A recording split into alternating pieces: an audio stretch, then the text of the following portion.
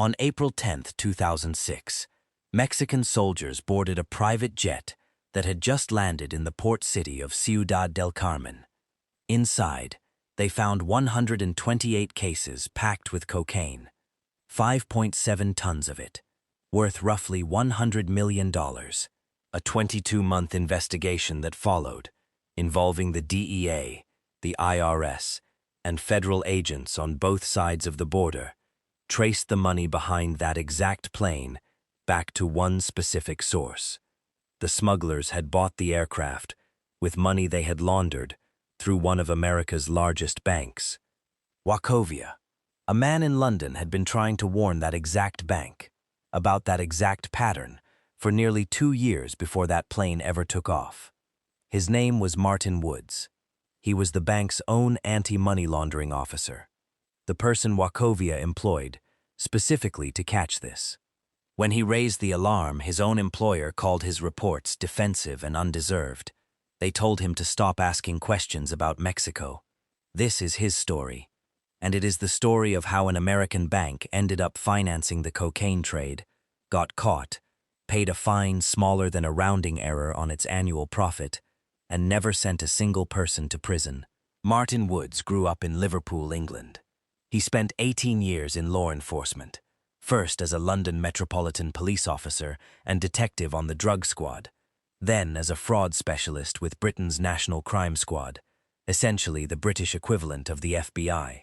In that role, he worked the British end of the Bank of New York money laundering scandal of the late 1990s, a case involving roughly $10 billion of laundered Russian money. By the time that case wrapped up, Woods had become one of the most experienced financial crime investigators in Europe.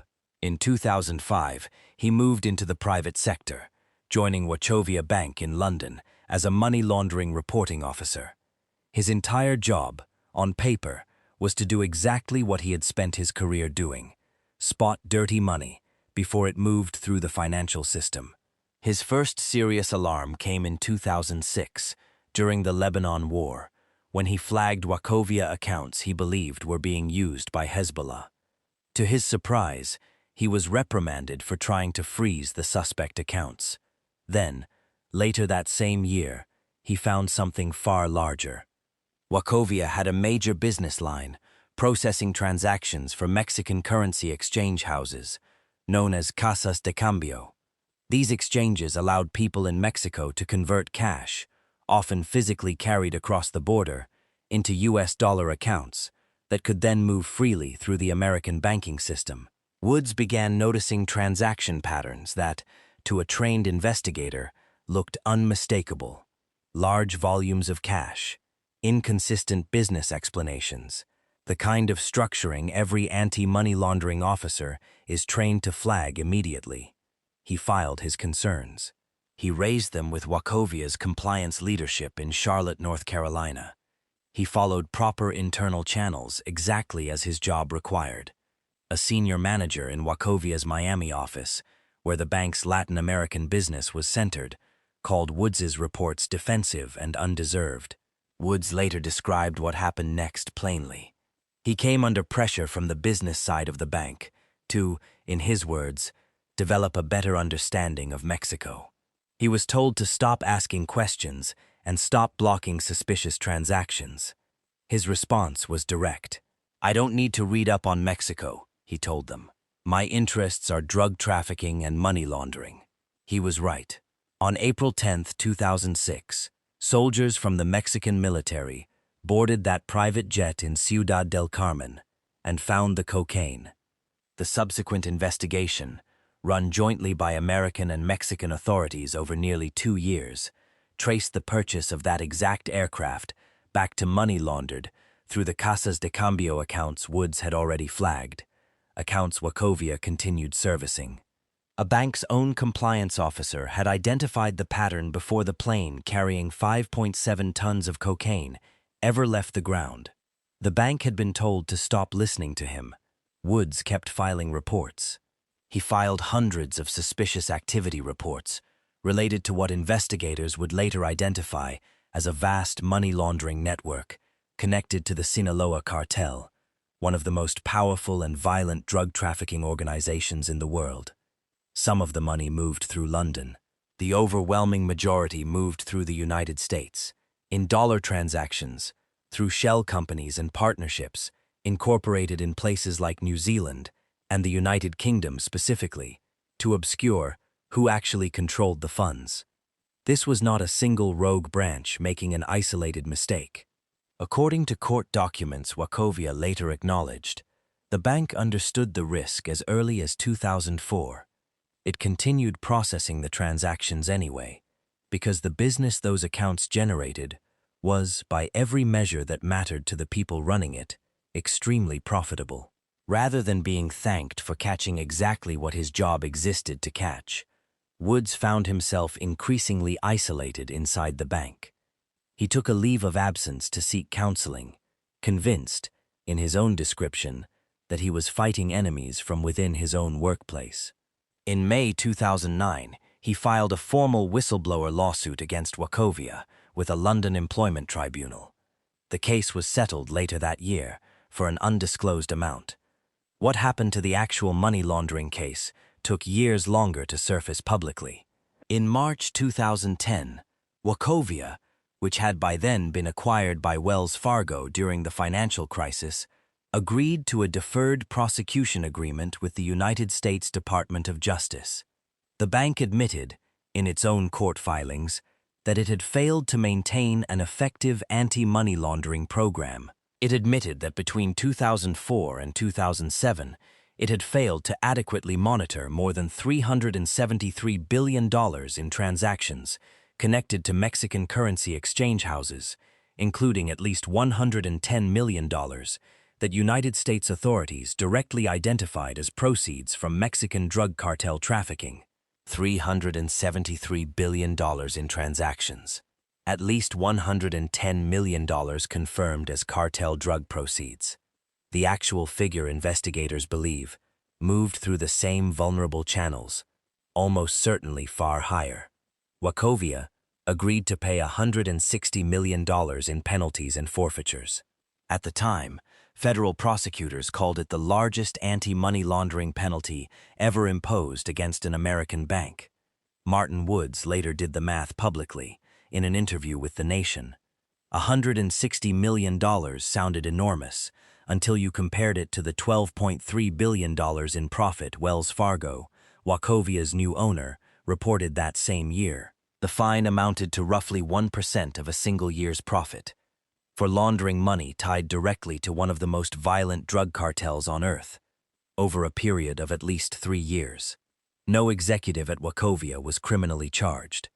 No senior banker went to prison. Nakis, Woods, in the same interview, said it bluntly. Everyone involved has either been promoted or gone to a better job at other banks. What kind of message does this give to the cartels and launderers? He asked. What does the settlement do to fight them? Nothing. Where's the risk? There is none. There is only an upside. There is only an upside. Think about what that sentence actually means. If the worst possible outcome for laundering hundreds of billions of dollars in cartel money is a fine equal to roughly 1 week of a single bank's annual profit, with zero personal consequences for the people who approved it, then the system is not punishing the behavior, it is pricing it.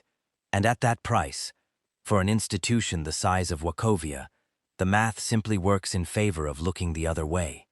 Martin Woods said something else in that same period that has stayed with people who cover financial crime ever since. Banks that launder money are parasitic organized crime groups, he said. People who forget the criminal nature of money laundering need to remember that the banker's finger is right there next to the killer's, on the trigger of the gun. The banker's finger is right there next to the killer's, on the trigger of the gun. Think about Mexico's drug war during exactly the years Wachovia was processing that money. Tens of thousands of people killed, entire towns controlled by cartel violence. None of that violence happens without money. Cartels need to move cash across borders, turn it into usable funds, and reinvest it into more trafficking, more weapons, more violence. Every dollar that successfully launders through a major American bank is a dollar that funds the next shipment, the next execution, the next disappearance. Martin Woods spotted exactly that pipeline, years before American soldiers found cocaine on a plane, bought with that same laundered money, and his own employer called him the problem. After the settlement, Woods left banking compliance work inside large institutions and now runs his own consultancy, advising banks specifically on the dangers of laundering criminal money. The same warning nobody at Wachovia wanted to hear when it came from him directly. He has remained one of the most outspoken voices in his field on a simple, uncomfortable point.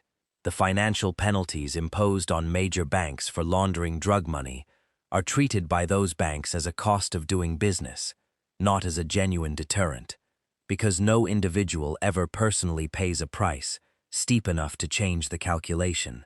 Years later, a former FBI agent who studied these cases put it this way: the most surprising and troubling thing is that the tone at the top in all of these cases was never one of compliance. Not at Wachovia, not in the years that followed, at other major banks caught in nearly identical schemes. Martin Woods did exactly what his job existed to do. He found the danger. He documented it. He escalated it through every proper channel his employer gave him. He was right, provably, catastrophically right, before the cocaine was ever found on that plane.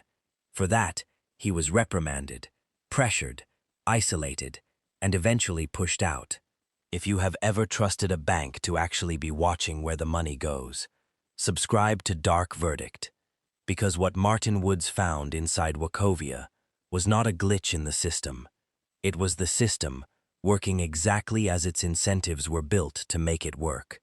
$160 million fine, $12.3 billion in profit, the very same year, no prison time for anyone, and the banker's finger, as Woods put it himself, still resting right there next to the killers, on the trigger of the gun. If this case made you angry, subscribe to Dark Verdict. We tell the stories of the people who saw it coming, said something, and were punished for being right. Every case here is documented and sourced. And if you want to see what happens when the person being ignored is inside an American government agency instead of a bank, the Vioxx case with Dr. David Graham is on this channel right now.